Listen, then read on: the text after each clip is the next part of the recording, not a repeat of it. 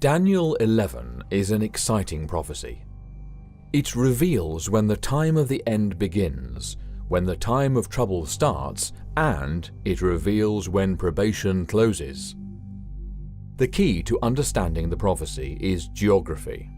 The actions described in the prophecy are all in relation to the location of Israel. Therefore, the king of the south refers to Egypt because that is the political power south of Israel. The king of the north refers to the various political powers that controlled the area immediately to the north of Israel. The prophecy climaxes in the last 5 verses of Daniel 11. And at the time of the end shall the king of the south push at him, and the king of the north shall come against him like a whirlwind, with chariots, and with horsemen, and with many ships. And he shall enter into the countries, and shall overflow and pass over.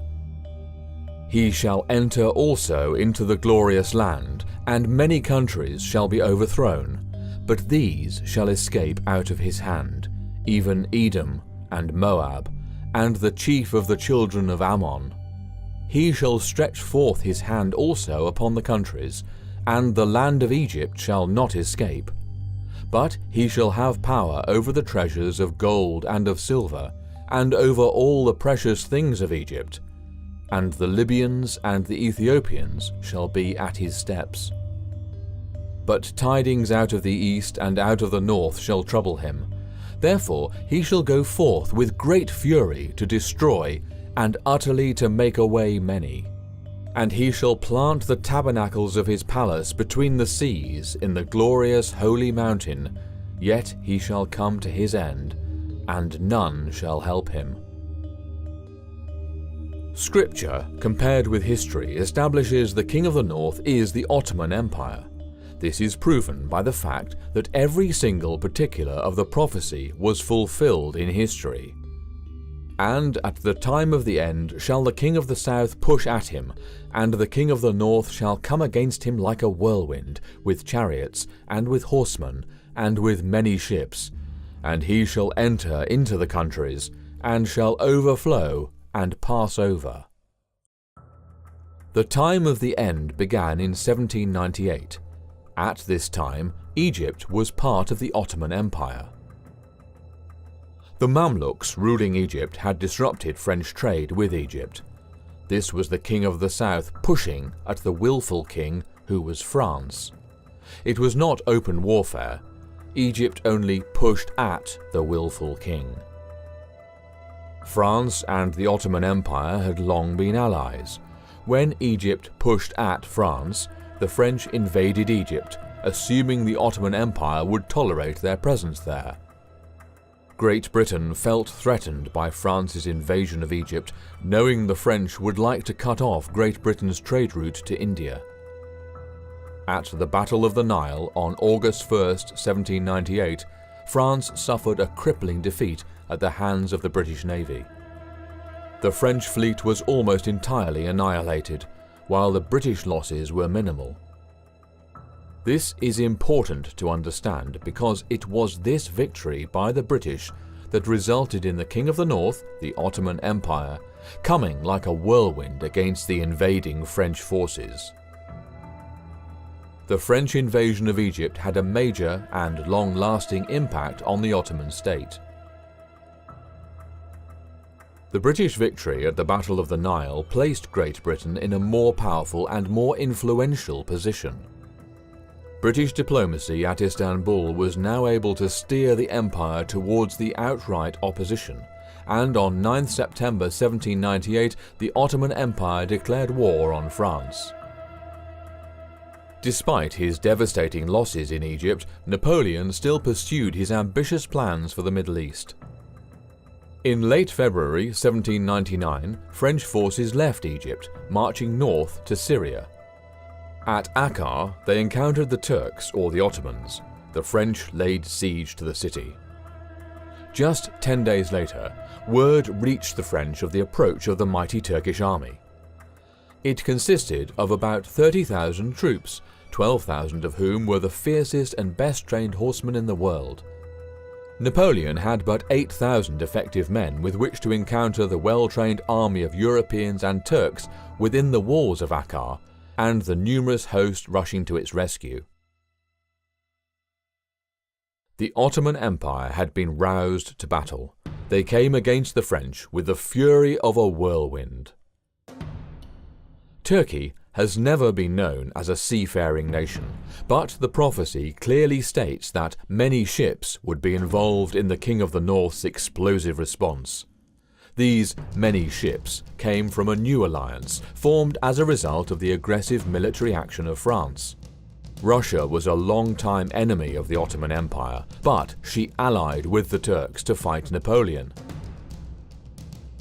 As unusual as it seems, Russia, the avowed enemy of Turkey, united with them in defense against Napoleon. The Russian fleet was sent with a small Turkish fleet to the harbour of St. John d'Acre, and they were joined there by 2 British squadrons. The total number of ships reached more than 30. The word here, translated countries, has a broader meaning than simply nations. It also refers to fields or a wilderness. It conveys the idea of a region. The King of the North, or the Ottoman Empire, entered many regions it had previously conquered. It overflowed them and passed through them as it responded to the threat of the willful king, France. He shall also enter into the glorious land, and many countries shall be overthrown. But these shall escape out of his hand, even Edom and Moab, and the chief of the children of Ammon. The now awakened Turks, the King of the North, chased the French southward. The glorious land refers to Palestine. The French were driven out of Syria, clear down through Palestine and back into Egypt. From there, the French returned to Europe. In this phrase, countries is a supplied word. The original Hebrew simply states, "Many shall be overthrown." With the aid of the British, the King of the North, the Turks, again brought Egypt under its control. These military actions were very costly in terms of loss of human life. When the French were driven back into Egypt, they had lost over 3,000 men due to death, the plague, or injury.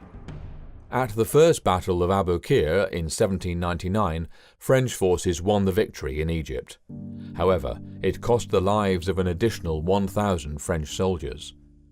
The cost to the Ottomans was even higher. An estimated 8,000 Turkish troops were killed.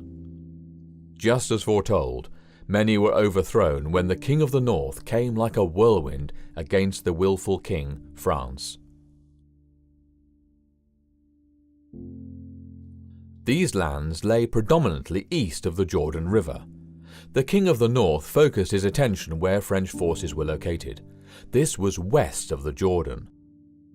Therefore, all the lands east of the Jordan escaped out of his hand in the drive south. He shall stretch forth his hand also upon the countries, and the land of Egypt shall not escape. The Ottoman Empire was ruthless in bringing under control those areas it had previously conquered. The Ottomans tortured and killed any French soldiers they found, wounded or not. They likewise killed anyone suspected of sympathizing with the French, and it was in this that the land of Egypt did not escape. But he shall have power over the treasures of gold and of silver, and over all the precious things of Egypt, and the Libyans and the Ethiopians shall be at his steps. Muhammad Ali was sent to Egypt by the Ottomans in their fight to drive out the French. Once in power, Muhammad Ali executed one of the greatest land grabs in history. He confiscated the feudal farms of the Mamluk grandees and stripped Cairo's religious institutions of their 600,000 prime acres of landholdings, thus decapitating Cairo's medieval order, and Egypt was now the viceroy's private plantation. Muhammad Ali may be credited with establishing the modern Egyptian state, but it was not done peaceably. He levied ruinously high taxes on the populace, impoverishing them. Ali also sent tribute to the Ottoman Sultan. Thus the treasures of gold and of silver, along with all the precious things of Egypt, were made available to the King of the North. The northern coast of Africa was brought under the control of the Ottoman Empire early on. It remained largely independent until 1832. The word translated in the King James Bible comes from the word Cushite, which was translated into Latin as. This area anciently referred to the land bordering on the south of Egypt. The Libyans and the Ethiopians were perfectly described when said to be at the steps of the King of the North. But tidings out of the east and out of the north shall trouble him. Therefore he shall go forth with great fury to destroy, and utterly to make away many. The King of the North is inarguably the Ottoman Empire. Therefore, tidings out of the east and out of the north would be news coming from the east and north of the Ottoman Empire, not the east and north of Palestine. One of the unexpected results of France's invasion of Egypt was the alliance of the Ottoman Empire with her northern neighbour, Russia. The two had been at war for centuries. The Russo-Turkish wars spanned 5 centuries and are among the longest-lasting disputes in the history of Europe. During these conflicts, the Ottoman Empire steadily lost land to the Russian Empire. Persia lay east of the Ottoman Empire. In the early 1800s, Persia and Russia were involved in 2 wars. Persia lost the war and land to Russia. The Russian victories freed the peoples of Transcaucasia from the yoke of the Persian feudal lords, and these peoples actively supported the Russian forces during the wars. Russia, by annexing land from Persia, partially encircled the Ottoman Empire. The Ottoman Empire was pressured from both the north and the east. This was the news out of the north and the east that troubled the King of the North. The vast majority of Ottomans were Muslim, while the Russians were Christian. This created religious tensions. When the Tsar ordered the Muslims expelled from the North Caucasus, it resulted in a genocide that cost the lives of 1.5 million Muslims. Any survivors fled southward to the Ottoman Empire. Vengeance came less than 60 years later. During and directly following World War I, the Turks were responsible for the Armenian genocide, the Greek genocide, and the Assyrian genocide, in which upwards of 3 million Christians lost their lives due to the suspicion that, as Christians, they were sympathetic to Russia. These tragedies can be directly traced back to the King of the South pushing at the willful king, France, and the overwhelming reaction of the King of the North in response to the French invasion. And he shall plant the tabernacles of his palace between the seas in the glorious holy mountain, yet he shall come to his end, and none shall help him. A number of Bible scholars in the 19th century suggested the Ottoman Empire was the King of the North. As the King of the North, they predicted the Ottoman Empire would transfer its headquarters to Jerusalem. When the Ottoman Empire dissolved following World War I without this ever happening, many assumed their interpretation was incorrect. This assumption, however, is based on a misunderstanding of the word tabernacles. When correctly understood, it is clearly seen that the King of the North is the Ottoman Empire, and he did plant the tabernacles of his palace between the seas in the glorious holy mountain. In other words, the Ottoman Sultan established his political presence between the Jordan River on the east and the Mediterranean Sea on the west. The word tabernacle comes from a Hebrew word meaning a tent or covering. The children of Israel tabernacled in the wilderness. It is the same word used repeatedly to describe both the tent of meeting and the sanctuary. A tabernacle is a temporary dwelling place.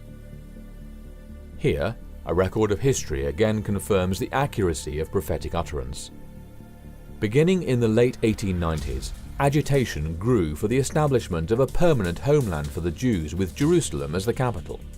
The problem was, Palestine was still under the control of the Ottoman Empire.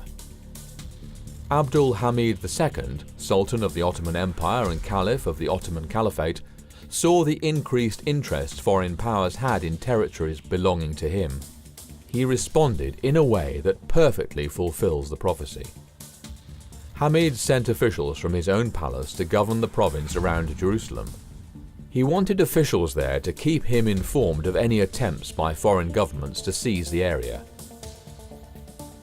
The Sultan's concerns were well-founded. For the next 2 decades, agitation for a Jewish homeland increased.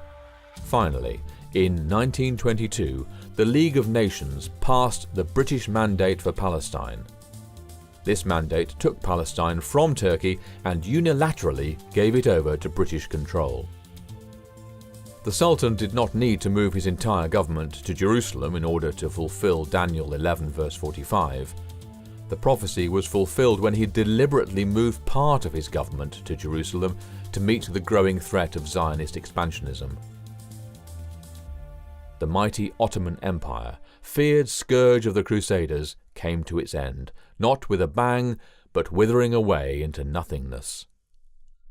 The Ottoman Empire was not conquered by some other nation, it came to its end internally. Mustafa Kemal, a Turkish military officer, gave the Ottoman Empire a deadly wound from which it has never, and from which it will never, recover. Kemal founded the modern Republic of Turkey. He abolished both the Ottoman Sultanate and the Islamic Caliphate. Kemal ensured that the new government would remain secular by deliberately severing Turkish law from Islamic Sharia law, and he made this separation a part of the Turkish constitution. Kemal made it impossible for the Ottoman Empire and the Caliphate to ever be revived. The King of the North had come to his end and none helped him. Turkey has fulfilled its destined role in prophecy. There is nothing more to be fulfilled in the prophecy of Daniel 11. Anything more that occurs in Turkey falls within the parameters of the time of trouble that began in 1922 when the King of the North came to his end with no one to help him. The entire build-up of Daniel 11 was for one purpose and one purpose only: to identify when probation will close. This is a very solemn realization. The angel told Daniel, "And at that time shall Michael stand up, the great prince which standeth for the children of thy people, and there shall be a time of trouble, such as never was since there was a nation, even to that same time. And at that time thy people shall be delivered, every one that shall be found written in the book." This is the time in which we are now living since 1922. Probation will be closing soon. There is but a single event standing between today and that solemn event: the sounding of the trumpets. The purpose of the trumpets is to awaken souls, because what comes after the close of probation, the last 7 plagues, will be so bad that if Yahuwah did not preserve his children through it, there would be no life left. Infinite mercy wants every soul awake, aware, and capable of making intelligent decisions. The trumpets will draw the attention of every person living on the face of the earth to the truths they need to know to get ready for the close of probation and the second coming. Now, in these closing moments, make a full surrender to Yahuwah. Search your heart, lay aside every impediment, and, with full assurance of faith, grasp the promised salvation. The Father's hand is reaching out, longing to grasp yours and pull you to safety. Won't you reach out to the best friend you will ever have?